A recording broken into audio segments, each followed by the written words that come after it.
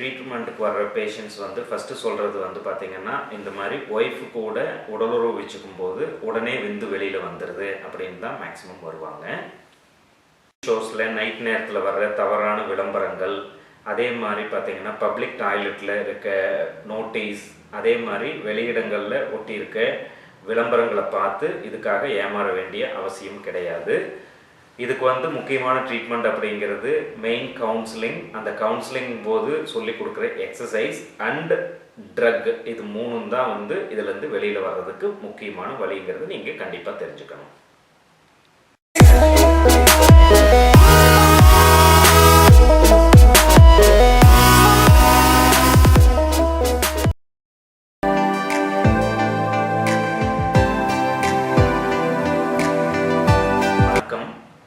Duraisamy, consultant sexologist and diabetologist.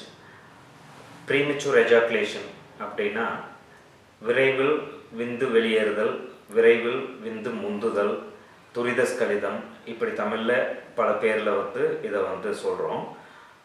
ஆக்சுவலாக premature ejaculation அப்படிங்கிறது வந்து ஆணும் பெண்ணும் உடலுறவுக்கு தயாராகும் போது அல்லது ஆணும் பெண்ணும் உடலுறவு கொள்ளும் போது ஆணுறுப்பை பெண்ணுறுப்பில் நுழைத்தவுடன் அல்லது நுழைத்து உடலுறவு ஆரம்பிக்கும் போது உடனடியாக விந்து வெளியே வருவதைத்தான் நாம் ப்ரீமெச்சூர் எஜாகுலேஷன் அப்படின்னு சொல்கிறோம்.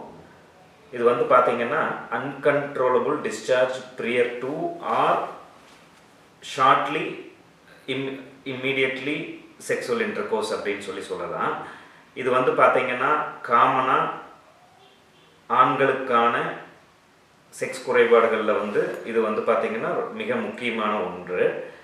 அடிக்கடி நாங்கள் பார்க்குற பேஷண்ட்ஸில் வந்து பார்த்திங்கன்னா விரைப்புத்தன்மை குறைவாக இருக்கிறது, அதே மாதிரி விரைவில் விந்து வெளியேறது, இது ரெண்டு தான் காமனாக நாங்கள் வந்து ஃபேஸ் பண்ணுற ப்ராப்ளம்ஸ், பேஷண்ட்ஸ் ஃபேஸ் பண்ணுற ப்ராப்ளம்ஸ்.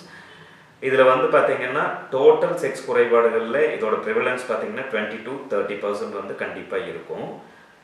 இன்னொன்று வந்து பார்த்திங்கன்னா யூஸ்வலி நார்மல் எஜாகுலேஷன் அப்படிங்கிறது வந்து பார்த்தோம் அப்படின்னா ஒரு 2 நிமிடத்திலிருந்து 5 நிமிடங்களுக்குள் விந்து வெளியேறுவது, உடலுறவின் போது விந்து வெளியேறுவது வந்து நார்மல் எஜாகுலேஷன் சொல்லுவோம்.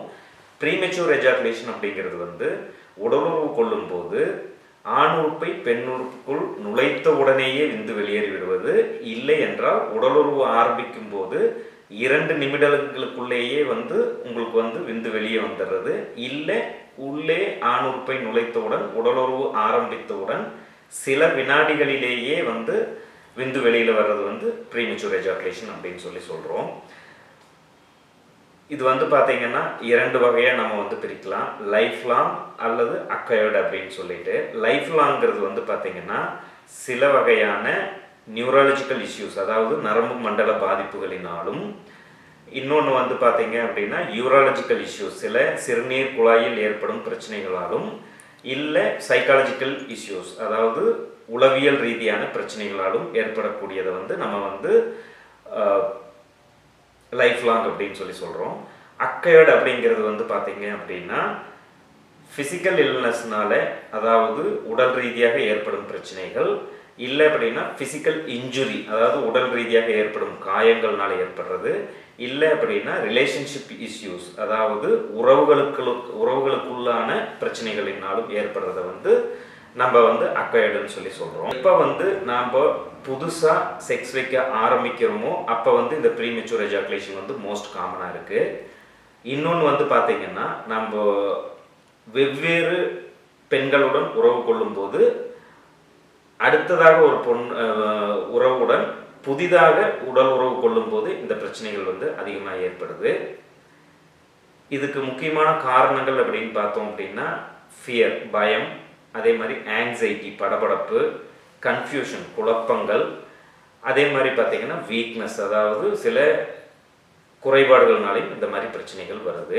இன்னொன்று வந்து பார்த்தீங்க அப்படின்னா உடலுறவு கொள்ளும் போதே, உடலுறவு ஆரம்பிக்கும் போதே நம்மளால் வந்து முதல்ல கரெக்டாக நம்மளால் உறவு வைக்க முடியல, இந்த தடவை நம்ம வைக்க முடியுமா அப்படின்னு ஒரு எண்ணம் வரும்போதும் இந்த மாதிரி ப்ரீமெச்சூர் எஜாகுலேஷன் வந்து காமன் ஆகிடுது.